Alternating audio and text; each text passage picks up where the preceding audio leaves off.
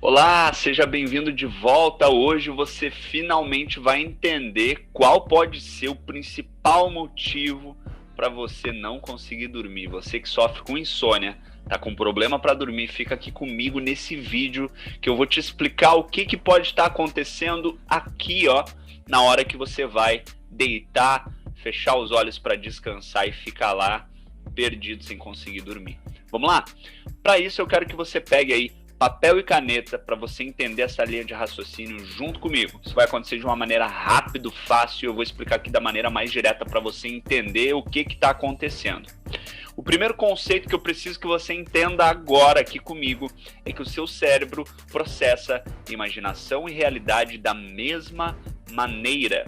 O maior exemplo disso é quando você sonha, por exemplo. Quando você sonha, já aconteceu com você de ter um sonho muito real? Já aconteceu com você de ter um sonho composto por muitas sensações reais? Provavelmente sim. Provavelmente você já sonhou alguma besteira aí e acordou achando que isso estava acontecendo. Uma besteira boa ou uma besteira ruim, né? Você já deve ter sonhado, inclusive, que alguém tentava te matar e bem na hora que alguém te matava nesse sonho, você acordava, não é mesmo? Uma sensação real. Tem gente que sente até dor, acorda com uma parte do corpo dolorida após um sonho. Para você ter a ideia do quanto que a imaginação e a realidade são processadas de igual maneira pelo nosso cérebro. E na vida real, de olhos abertos, vamos dizer assim, quando você imagina algo no futuro, e esse algo no futuro pode ser perigoso para você, é natural que você sinta aqueles sintomas ruins, aqueles sintomas que vão fazer você evitar essa situação, e a isso nós damos o nome ansiedade. Se você fechar os olhos agora e imaginar o seu prato de comida preferido, provavelmente você vai sentir água na boca. Se eu ficar falando aqui muito do seu prato preferido, das cores, dos sabores, dos cheiros, das texturas, provavelmente a sua boca vai encher de água porque você vai estar lembrando dos sabores daquele prato preferido, independente de qual seja. Assim como se você imaginar o seu marido ou a sua esposa traindo você com alguém que você desconfia, é natural que você sinta emoções negativas em relação a isso e pode até cogitar a possibilidade disso estar acontecendo ou não. Percebe o quanto a sua mente mistura imaginação e realidade a fim sempre de te proteger? Então eu vou te explicar qual que é a influência disso na insônia e como que o ciclo da insônia acaba e pode acabar com a vida de uma pessoa. Para isso, eu vou precisar de um quadrinho aqui para poder te explicar melhor, então fica de olho aí na tela, porque você vai ver um quadrinho branco com algumas explicações. Eu quero que você venha comigo nessa explicação. Vamos lá? Então tá aí o quadrinho que mostra o ciclo de como funciona a nossa mente. Então aqui nós temos o pensamento. Ao longo do dia você vai tendo muitos pensamentos. Muitos. Nossa mente não para. Você vai tendo vários pensamentos. Vários. Esses pensamentos aqui podem ser sobre coisas boas, sobre coisas ruins, sobre coisas neutras. E sempre que a gente tem um pensamento sobre algo bom, a gente tem uma sensação boa. Portanto, tendo uma sensação boa, a gente não vai falar aqui porque coisas boas não causam insônia. Normalmente o que causa insônia são pensamentos ruins. E eu vou te explicar por que os pensamentos ruins podem causar insônia. Sempre que um destes pensamentos ou mais... Sempre que um desses pensamentos ou mais, eu estou circulando cada bolinha como se fosse um pensamento. Sempre que você vai dormir, ou antes de dormir, ou no momento do seu dia, você começa a ter pensamentos que trazem sensações ruins, que trazem eventuais riscos, eventuais problemas, como boletos a pagar, como que eu vou sobreviver na pandemia, será que eu vou perder o emprego, será que a minha mulher está me traindo, meu marido está me traindo, será que eu vou ficar doente, será que a minha mãe vai sobreviver, será que o meu pai não vai ter alguma doença, será que isso, será que aquilo outro. Sempre que você tem pensamentos que trazem assuntos que fazem você sentir algo ruim, a gente pode considerar que o pensamento gera medo.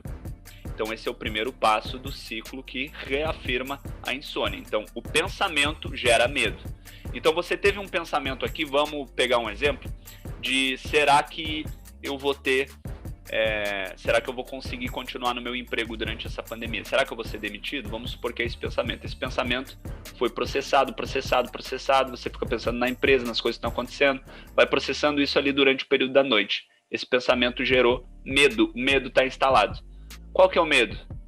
É o medo de não ter dinheiro para pagar as contas, é o medo de não ter dinheiro para comprar comida para sua família, é o medo de passar trabalho, é o medo de ter que se desfazer de bens que você conquistou, é o medo perante a sociedade de você estar desempregado, é o medo do tempo que você vai levar para se empregar novamente, é o medo de perder um trabalho que você gosta muito, é muito medo. Todos estes medos são medos modernos, né? Lá na antiguidade a gente não tinha esse tipo de medo.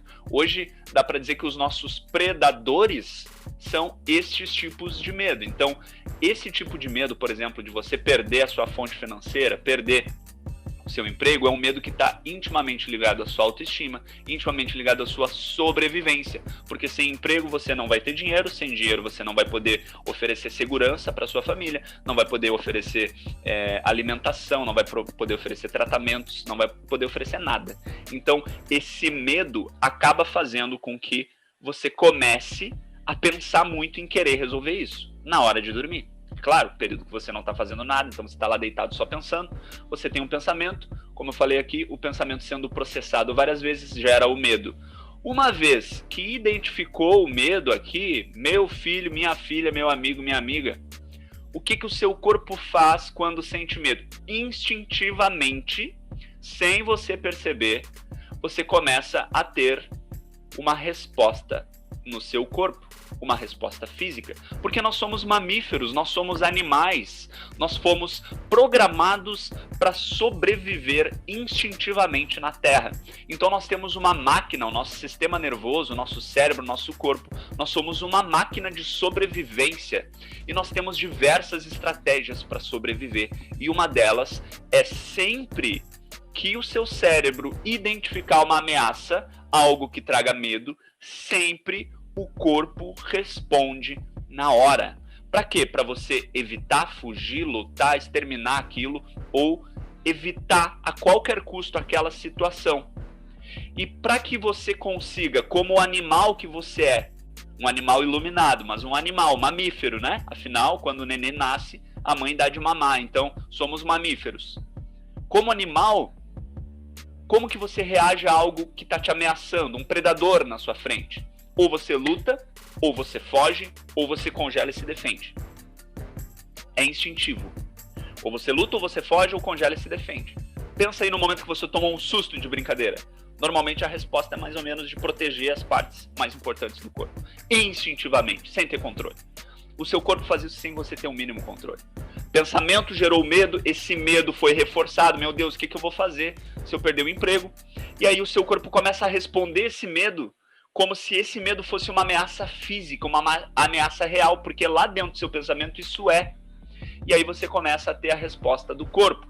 Resposta do corpo de luta e fuga, e são várias. Aqui começa várias respostas.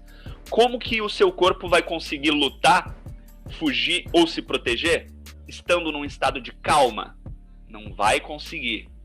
Então, o corpo entra no modo de alerta. Através do nosso sistema simpático, a gente ativa o modo de alerta.